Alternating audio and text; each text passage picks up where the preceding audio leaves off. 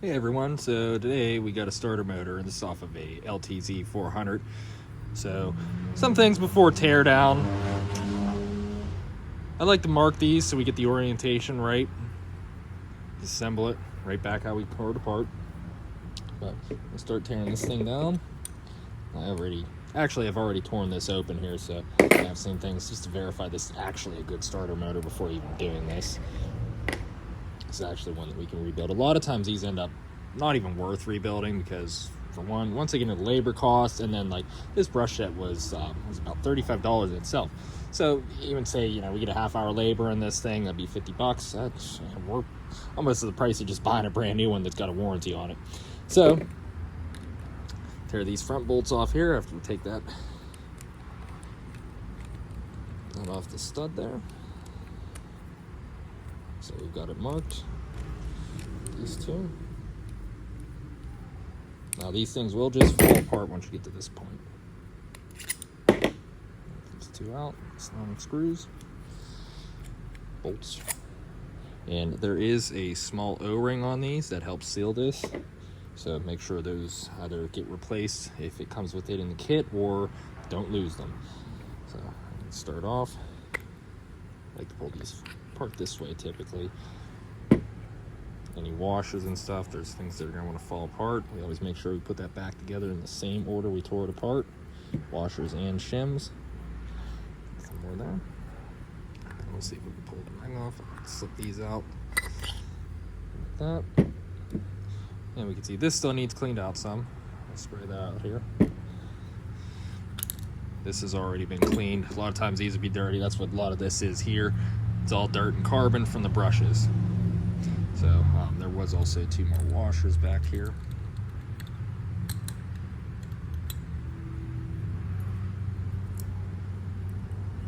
So they slid on there. So we have our armature here. This is what spins, what the power goes through. Then our magnets are in here. So these magnets, you see 1, 2, 3, 4. They have a little metal shield here, then the outside. And the reason why you don't hit starter motors here is because these magnets will shatter. They're very brittle, they will break. So our armature, this is just some paint or something, spatter, maybe a little bit of graphite on there. But what we want to look for on these a lot of times is any sort of burning. So if we look at this thing and like, hey, here it's like, one of these is totally cooked, some of the wires here, they're fried. That's going to almost immediately say, hey, yeah, this is bad. At that point, these are just throwaway. Same up here. This has been not running. It hasn't been cranking very well. It's cranking real weak, and then you'd have to tap it to get it to go. You do not want to be doing that. That's getting these in the last bit of their life. They start arcing, and they start burning this up. Now, this is still salvageable. This one actually isn't too overly bad. I get a lot of these. They come in, they're just junk, and it's not even worth rebuilding these things, like I've said. So next we have our brush holder here. So we've already taken the nut off the stud. So we kind of pull this up, push that down, pops right out. And what we could see, we got our brushes here. They're heavily worn. So there's not much brush left here. And then that means there isn't very much pressure. Now B here does have more brush than A. So we were seeing a little bit more arcing on this one because it's not pushing as well. And just over time, that's just normal to see these wear. This actually is an original starter on this quad from the looks of it. It kind of matches the wear and tear on everything else. I didn't see any dates on it, but it does look to be an original starter here. So if we just compare, just looking our new replacement brush set versus the old, we can see how much more is actually on there. So reassembling on this thing, it's going to be basically the same as teardown, but what we want to do first, take this and clean this up a little bit. So I'm going to get this set up. I'm going to do this in a way that you could do this at home too, just to show you. Normally put this in like a lathe and turn it, or put it in a drill press, turn it. You could also just use a hand drill, really. You just need to make sure to not mar up whatever you're turning on. I'm going to clamp it here and spin it here. And all we'll do is just use some Scotch-Brite just to clean this one up. It doesn't need cut or anything, just needs this cleaned up, fresh surface. So I'll be right back. We'll get this taped up, get in the drill, and I'll show you how to do that. So what we can do here is just tape this on up, get our end so we can hold this. We really do not even need to clamp this very hard because we're not putting much force into this. So basically just need something to support it a little bit, hold it in place, and just rotate it. So we're just gonna lightly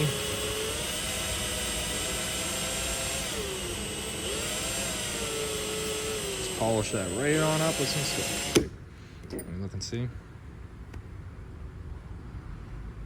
Try to get this to focus well.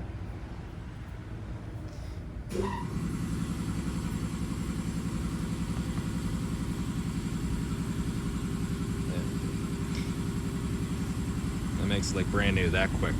Nice and simple. We'll get this removed now. I do want to take note here that some of these grooves have a little bit of buildup in them. And a simple way to clean those up, simply run a pick tool through them. Just clean out all the crud. We're not pushing very hard here.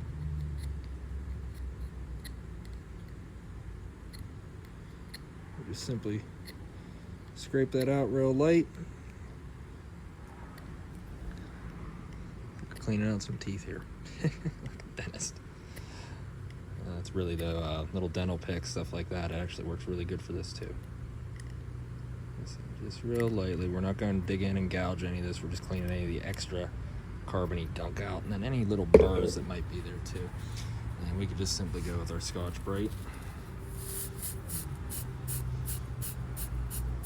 Again, and polish it up. And really, you could probably skip the drill set and just do that too, but it just saves time instead of sitting there turning this. So next step, we're going to get this thing all cleaned out real good. So like I was saying, we're going to spray everything out, get all this old carbon and build up and any dirt and debris out too. I'm not going to record all that, so we'll get this cleaned up and get ready for reassembly. All right, so we've got this all cleaned up and ready for assembly here.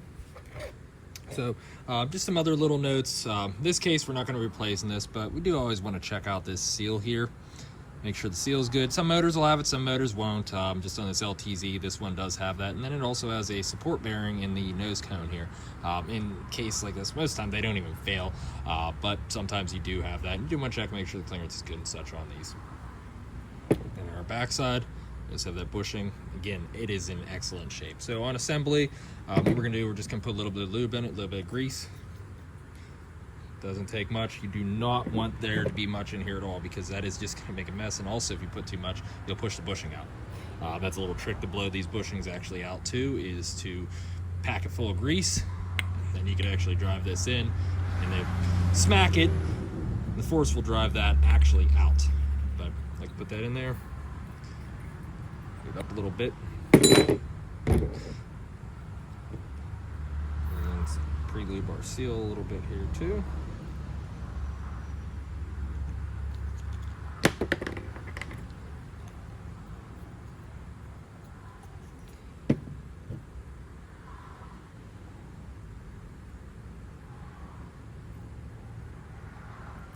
And then this bearing, you really don't need much any pre-lubrication on it. Do a little bit in there. I like to just get a little dab extra grease in there like I just did there, and that'll be good because that ends up being lubricated by the actual engine when splash and such gets to it up there. Not much, but just a little bit gets there. Make sure, we always want to make sure to put our seals back on. Get new ones here. Change these body O-rings out because it takes us a little bit getting in there. And it'll ruin this starter immediately. These need to be very well sealed.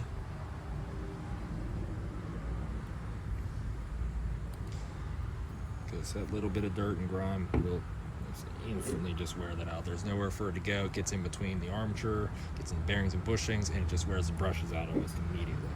So the way these are going to go, backside, slip that up in.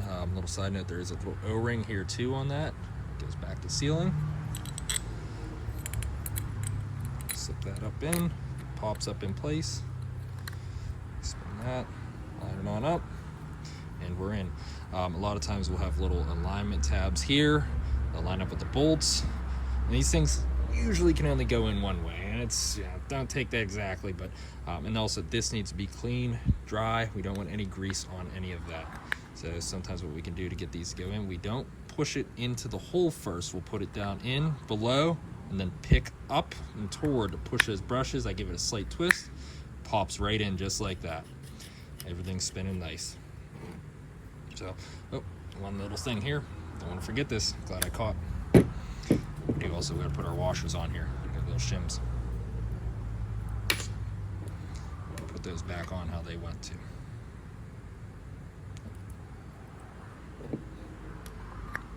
Little things I don't want to forget like that.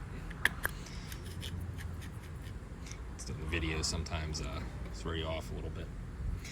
So we got these shims as well. Just put these on first just so don't forget about them.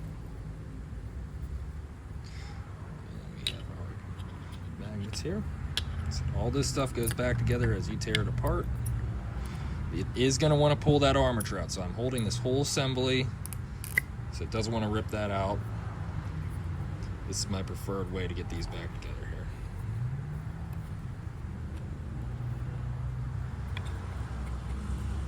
Good time to line up.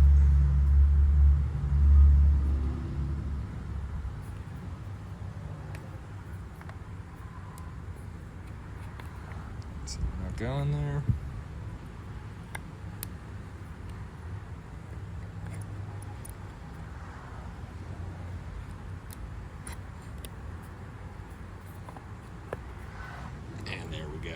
Got that to pop.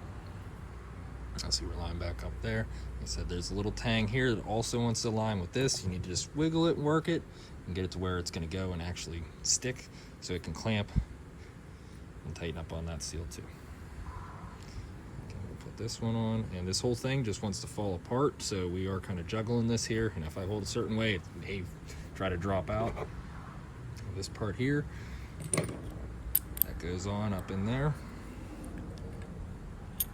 Up, and we could also always look and see, hey, we have a little wear spot. I'm going to try to focus on that here so we can look and see wear points too, just in case you forget if you don't mark it or something like that. A lot of times things you can look for like that, that'll get you put back together right. Again, like I said, everything wants to fall apart. You could probably put a little dab of grease on there to hold those in place too, but that's really not something I worry about.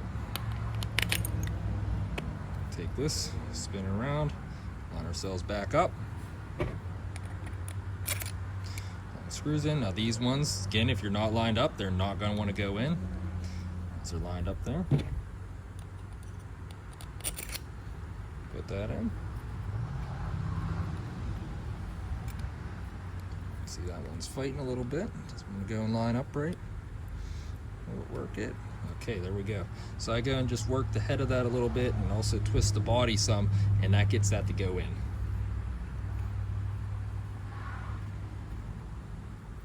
So, and then same thing with this part here. The washers down on the stud. Just putting this back together how they had it assembled. We're going to go with these ones though instead. One on there.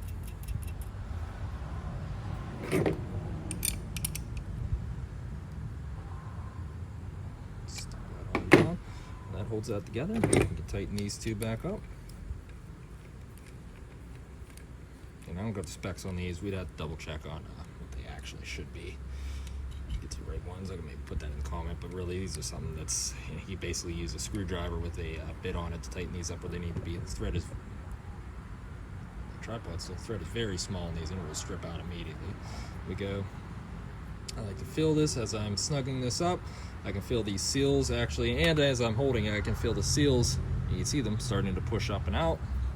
Means we're clamping everything together. And there we go. We bottom that one out a little bit more, and we bottom that one out. And feel bottom out, snug it up. We're gonna be good to go. I'll be right over. We'll get the battery and test this thing with spins. So we've got the battery hooked up to starter motor kind of here. Got this wire. I'm just going to touch the pause. Really, you should watch touching the battery like this. Creating arcs near a battery actually can cause an explosion. So really don't do what I'm doing technically.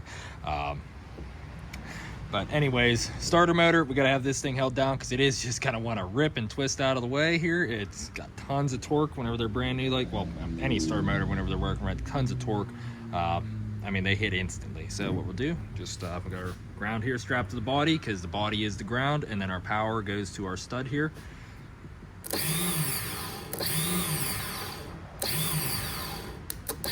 And maybe we could see it even there. Where it's clamped, it's trying to twist it some, but that starter seems to be great.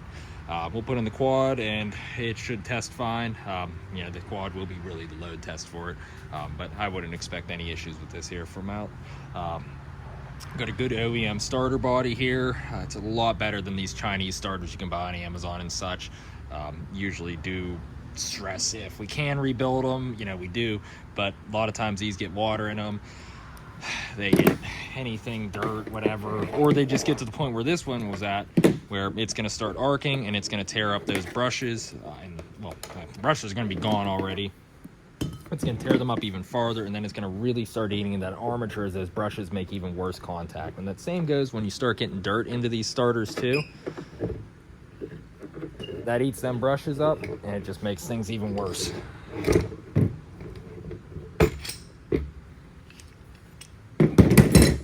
So here we have it. May look like it's got a little bit of age on it, but this starter is fresh and good, all on the inside. Ready to roll and get this quad running again for the weekend.